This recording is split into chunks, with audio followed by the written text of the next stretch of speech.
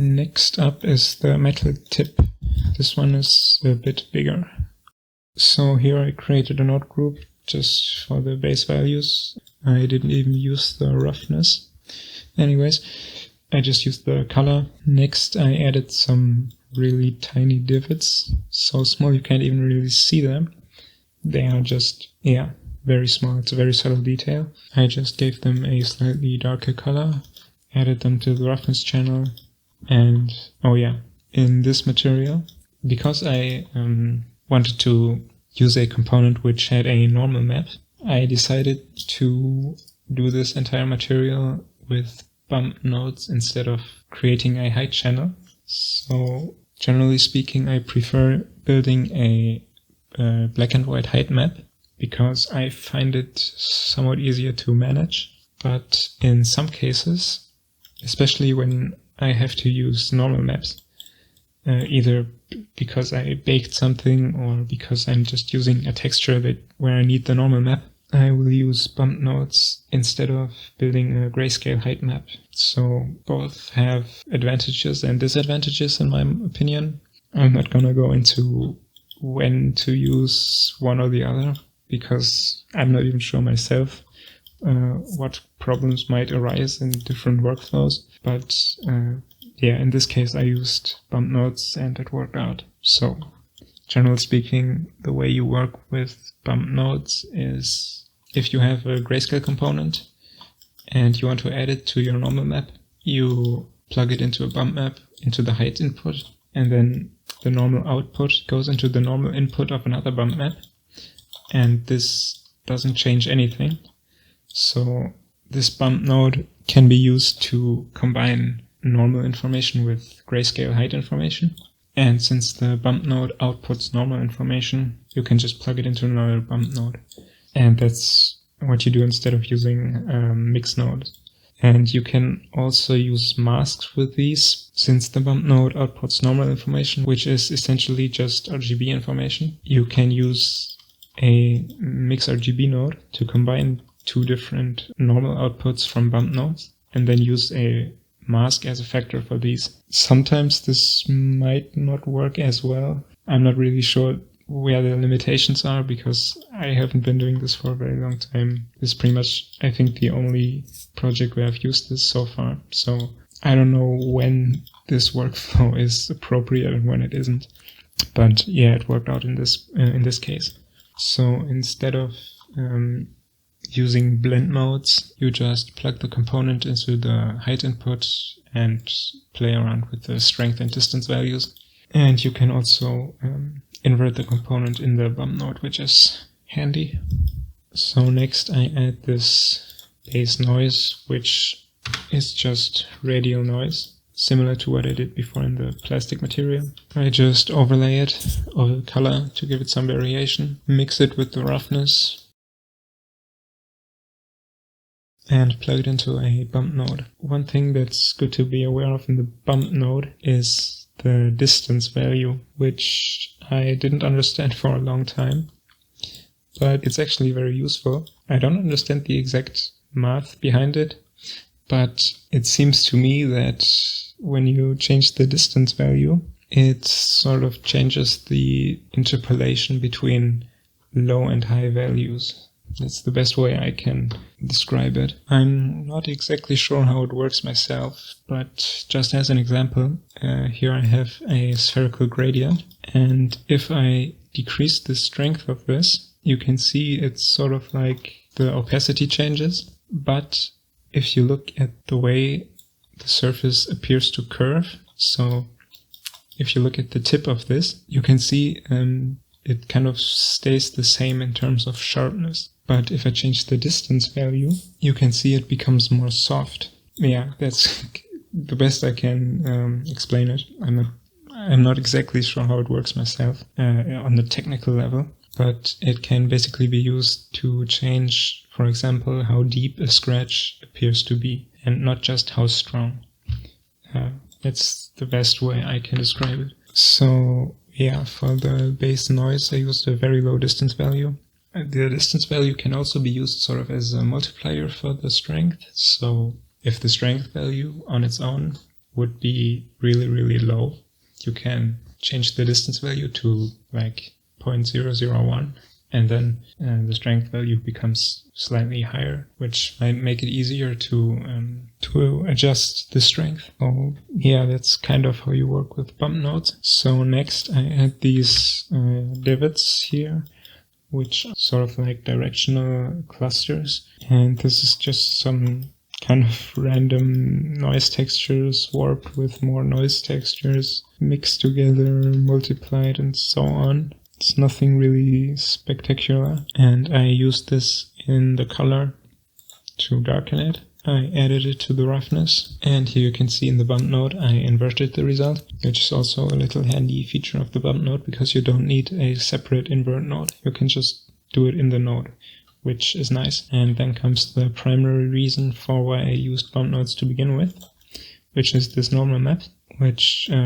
is just sort of like a rough beat up metal normal map that I found online. And as you can see here, because the bump nodes output normal information, and a normal map, once you put it through a normal map node, outputs the same kind of information. So what you can do is just use a mix RGB node to mix between those two and add a normal map to the material, which is simpler than handling normal channels and height channels separately. I find it more convenient this way. Next up, some directional scratches, which are just noise textures warped with another noise texture. And what I did here is I subtracted the mask for the small divots from the directional scratches. And as you can see here, what this does is it removes this mask from the area where the divots are. This is such a small detail, it's arguably super over the top and completely irrelevant ultimately, but I did it anyway, why not? So then I just used this as a mask for the color, roughness, and again plugged it into a bump node, nothing special. Next, another layer of divots, this time a bit larger. And this is made using Musgrave textures, as you can see here. This is all pretty random exploration without a specific goal. So I just play around with some procedural patterns and see if I can get something that looks kind of like the reference. And by just mixing together some Musgrave textures, I ultimately got this result, which looked pretty cool to me.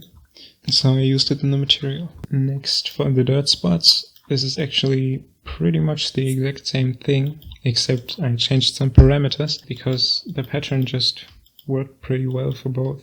So yeah, why not reuse it? One thing I did here in the end is add an RGB cursor to change the interpolation, so basically to change the shape of the surface. Instead of making it go straight up, I wanted it to be curved. So yeah, you can think of this as sort of a cross-section of the height. And this is just because the dirt buildup is slightly more natural this way. Next are some scattered scratches, which is just a image texture. For both of these components, I just use flat colors in the color map. I add them to the roughness again, and for the normal channel, I just used bump nodes.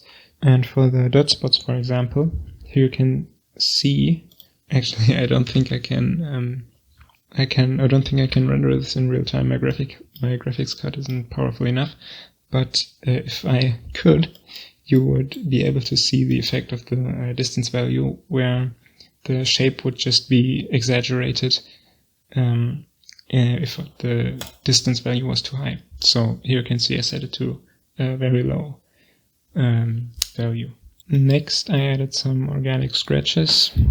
So for this, I used a pretty random texture actually that is nothing like surface damage at all. Yeah, again, I do this sometimes just to play around and see what I can come up with, and sometimes you get some nice results that just work in the material.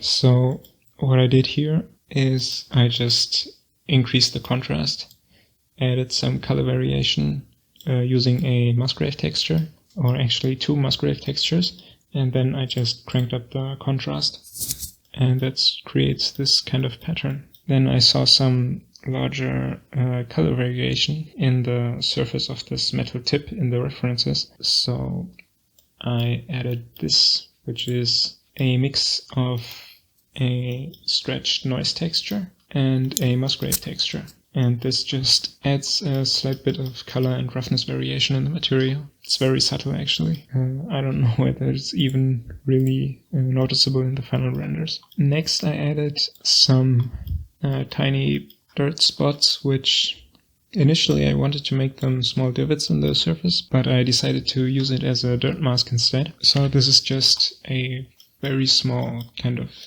surface detail. I didn't even have specific reference for this. I just kind of wanted to add some more very small detail. So that's just what that is.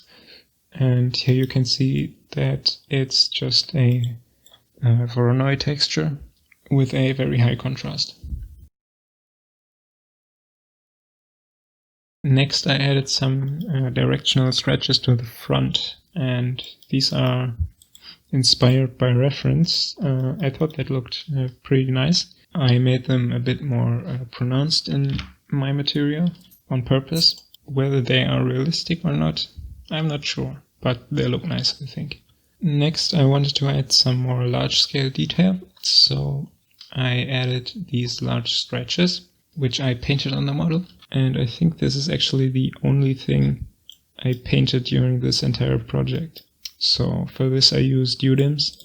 I think I used 2 UDIMs for this mesh, 4K I think, and then just projected a couple of scratches onto the surface, just to have a little bit of large-scale detail in the material. It's always a good idea to have both large and small details in the material to make it look less uniform. Then in some of the references I saw some damage around the tip of this piece, especially around the edges, which I thought looked pretty nice, like sort of cracked. So I used I think it was a cracked asphalt stencil or something like this, and I just painted it onto the edge, and I painted 2 areas that sort of extend away from the tip of this object. And I used these as, sort of like cracks in the material. So I added them to the color to make it brighter. I added it to the roughness, and I subtracted it from the height. Next, I added another layer, which is basically part of the same element, part of the same component. It's also a sort of chipping around these edges. And this one I did procedurally using a random grunge map, which I used to warp the Y component of the generated coordinates, which creates this kind of gradient once you separate the green channel. And then using a color ramp node, I constrained it to these 2 areas. I increased the contrast, multiplied some noise to break it up, and then I isolated the breakup to this second area here and kept the regular version in the front. So the front version at the very tip where the contact point is would be a little bit more damaged. Next up I added the ink, and the ink is a bit interesting because I debated whether I wanted to do this procedurally or paint this, because ink is, if you look at the reference, is a bit of a tricky pattern to create, particularly because there are a lot of, when looking at the reference, I noticed that there are a lot of different patterns that the ink can stick to the tip of the pen. It's really hard to come up with a good idea of how this would look and how this would realistically stick to the tip of the pen. So ultimately what I did was I used the same grunge map I used before. I constrained it to the tip with using the same method I did before. I played around a bit with the contrast to get this result, and then I added the 2 additional spots where I wanted to have ink, because I didn't want the ink to be just constrained to the edge, which would look a bit artificial. So I did this using a gradient texture, which I warped using the grunge map, and then I added 2 more of these. So this results in this. So these are just spherical gradient textures, which are warped with this image texture. Then I turned up the contrast on these and added them to the rest of the mask, and that results in this mask. And so then I take this mask and use it for a blue color in the color map. I subtract it from the metalness. I use a flat color for the roughness, which is lower than the rest, and I add it to the normal map. And in this case, what I would have done in the case of a height map is just use this as a factor for a flat color.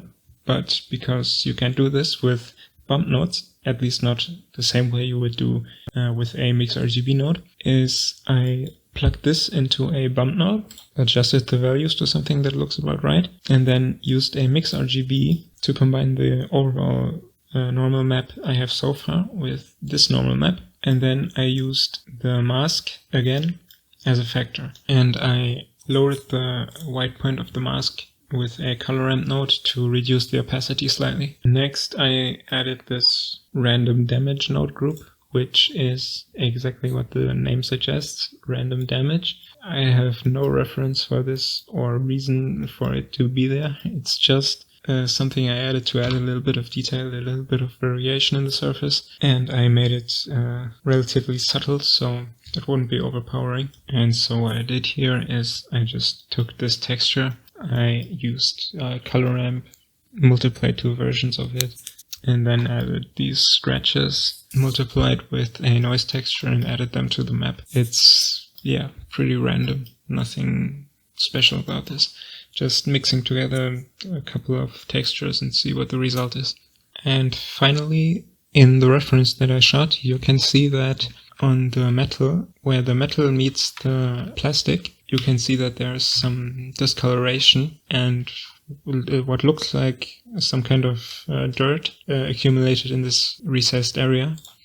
So that's the final component I added. And this is basically just a gradient texture, which I warped with a couple of noise textures with different parameters to get this kind of result.